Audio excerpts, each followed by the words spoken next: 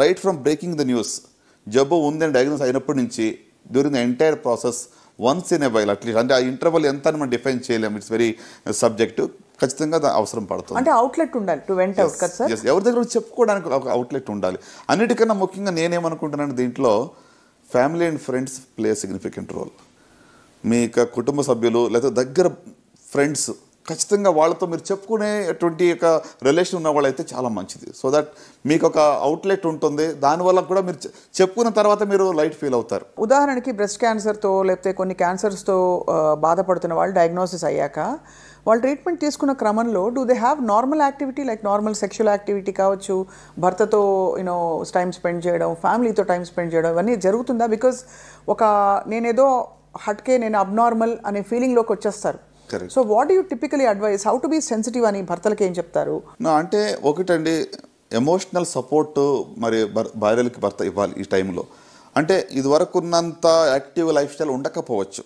For example ఇప్పుడు వాళ్ళ యొక్క సెక్షువల్ లైఫ్ కానివ్వండి, లేకుంటే వాళ్ళ యొక్క సోషలైజింగ్ కానివ్వండి, ఇదివరకు ఉన్నంత ఉండకపోవచ్చు. కొంచెం డిస్టెన్సింగ్ అవుతుంది, కొంచెం వాళ్ళు మూడు లోగా ఉంటుంది. ఎస్పెషలీ కీమోథెరపీలో ఉన్నప్పుడు హార్మోనల్ ఇంబ్యాలెన్స్ జరుగుతూ ఉంటుంది. ఇప్పుడు బ్రెస్ట్ క్యాన్సర్ కీమో ఇస్తున్నప్పుడు చాలా వరకు ఓవరియన్ సప్రెషన్ జరుగుతుంది. సో కాబట్టి ఈస్ట్రోజన్ పొజిషన్ యొక్క లెవెల్స్ తక్కువ ఉంటాయి.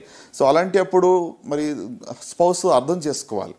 సో వాళ్ళకి సపోర్ట్ చేస్తూ, వాళ్ళని ఎంకరేజ్ చేస్తూ, అంటే ఒకటండి ఇందులో బయటపడాలంటే వన్ వే ఈజ్ స్పౌస్ కానీ ఫ్యామిలీ ఫ్రెండ్స్, అంత మాత్రం కాదు, సోషలైజింగ్ కూడా ఇంపార్టెంట్.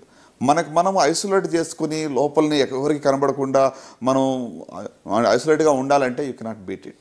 ఏదో రకంగా సమ్ యాక్టివిటీస్లో బయటకు రావడం అనేది చాలా ఇంపార్టెంట్. ఇక్కడ సార్ ఈ కాంటెక్స్లో again extension of this very sensitive question, చాలామంది బ్రెస్ట్ క్యాన్సర్తో బాధపడి బ్రెస్ట్ రిమూవల్ తప్పనిసరి పరిస్థితుల్లో మీరు సర్జరీ చేసేయాల్సి వస్తుంది sir. How do people deal with that? విమెన్కి అది చాలా పెద్ద ఒక స్టిగ్మా లాగా ఉండిపోతుంది. నేను 100% చాలా, అంటే దిస్ ఈజ్ వెరీ రెలవెంట్ అండి. మీరు ఈ ప్రశ్న ఎంత ప్రాముఖ్యం అంటే, ఒక ఆడవాళ్ళకి మరి బ్రెస్ట్ అనేటువంటిది it's a symbol of their womanhood. ఒక రకంగా చెప్పాలంటే ఒక ఆర్గన్ మనం తీసేస్తున్నామంటే మరి ఒక సైకలాజికల్గా చాలా ఇంపాక్ట్ ఉంటుంది.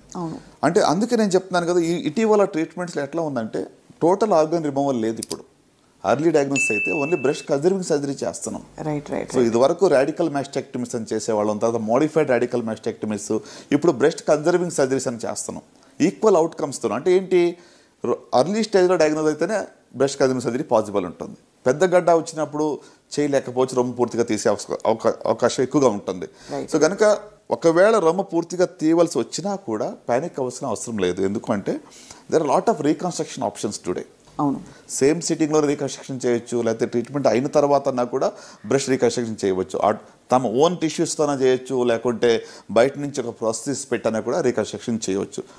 సో అంటే you can get back your confidence. మీరు ధైర్యంగా సమాజంలో ఎలాంటి సిగ్గు పడకుండా ఉండటానికి అన్ని రకాల ఆప్షన్స్ ఉన్నాయి. ఏమీ లేదనుకోండి, ప్రస్తుతానికి రీకన్స్ట్రక్షన్ ఇప్పుడు వద్దు, టోటల్ బ్రెస్ట్ తీసేశారు అనుకున్నా కూడా ఆర్టిఫిషియల్ ప్రాసెస్ అందుబాటులో ఉన్నాయి.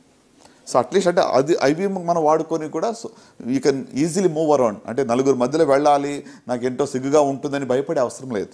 చాలామంది నా ఫ్రెండ్స్ ఉన్నారు సార్, ఒవేరియన్ క్యాన్సర్ లేదు, ఓవరీస్లోకి అది వ్యాప్తి చెందుతోందనే ఒక భయంతో ఓవరీస్ కూడా తీసేసిన వాళ్ళు, they feel less of a women.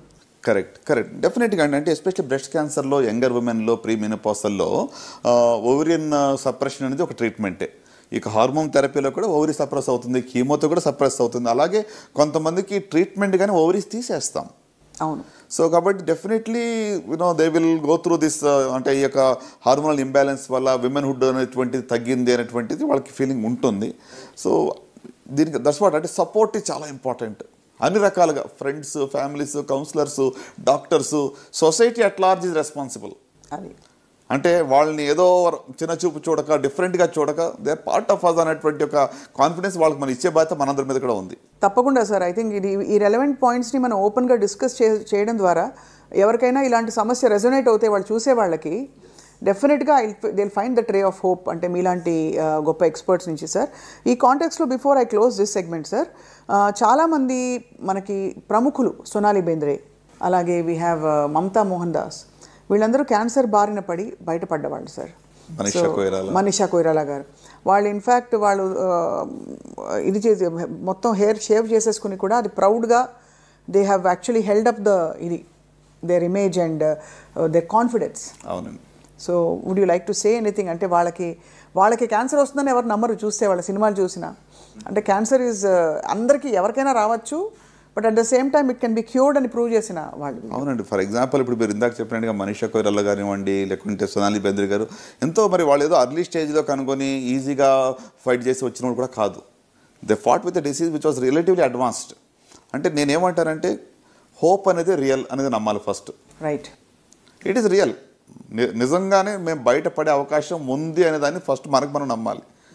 మనకే హోప్ లేనప్పుడు ఎవరు ఎన్ని చెప్పినా ఒక నెగిటివ్ మైండ్ సెట్తో ఉంటే యూ కెనాట్ ఓవర్కమ్. సో వీళ్ళు బయటకు పడ్డారంటే ధైర్యంతో పోరాడారు. ఒక హోప్ అనేది నిజంగానే వాళ్ళు పెట్టుకుని పాజిటివ్ ఎమోషన్స్తో ముందుకు వెళ్ళి దే హ్యావ్ ఎండ్యూర్డ్. ఈ పెయిన్ని వాళ్ళు సహించుకుంటూ ముందుకు వెళ్ళారు, బయటపడ్డారు. సో ద మెసేజ్ ఈస్, అంటే నయం అవుతుందా లేదా అన్న దానికి వస్తే 100% నేను చెప్పలేనేమో కానీ హోప్ ఉందా లేదని అడుగుతారు. హోప్ నిజంగానే ఉంది. Even in relatively advance disease also hope. నేను ఎంతోమంది పేషెంట్స్ స్టేజ్ 4 మేము గివప్ అయిన వాళ్ళు కూడా వాళ్ళు పోరాడి బయటపడ్డారు. Right. So given that it is real. అంటే ఏదో ఊరికనే ఒక హాస్పిటల్ వాళ్ళు డాక్టర్స్ వ్యాపార రీతిగా ఏదో వీళ్ళు బాగుంటుంది బాగు చేస్తామని చెప్పి వాళ్ళని బండి గెనటానికి లేకపోతే ఒక కమర్షియల్ ఇంట్రెస్ట్తో ట్రీట్మెంట్ ఇస్తారని కూడా చాలాసార్లు ఇప్పుడు నమ్మకం తగ్గిపోయిందండి హాస్పిటల్స్ మీద, డాక్టర్స్ మీద. సొసైటీలో నిజంగా చెప్పాలంటే చాలా వరకు ఆ యొక్క ట్రస్ట్ తగ్గింది. సో గివెన్ దట్ నా మెసేజ్ ఏంటంటే ఎస్పెషల్లీ సాక్షి ప్రేక్షకులకి, హోప్ ఈజ్ రియల్. మీరు ఏ స్టేజ్లో ఉన్నా కూడా నిజంగానే హోప్ ఉంది. రైట్. డోంట్ గివ్ అప్, విడిచిపెట్టొద్దు, పాజిటివ్గా ఫైట్ చేస్తే ఈ జబ్బు నుంచి బయటపడవచ్చు. చాలా గోల్డెన్ వర్డ్స్తో ఇవాళ ఈ సెగ్మెంట్ని ముగిద్దాము. Thank you so much doctor Chinnababu గారు for your wonderful guidance today.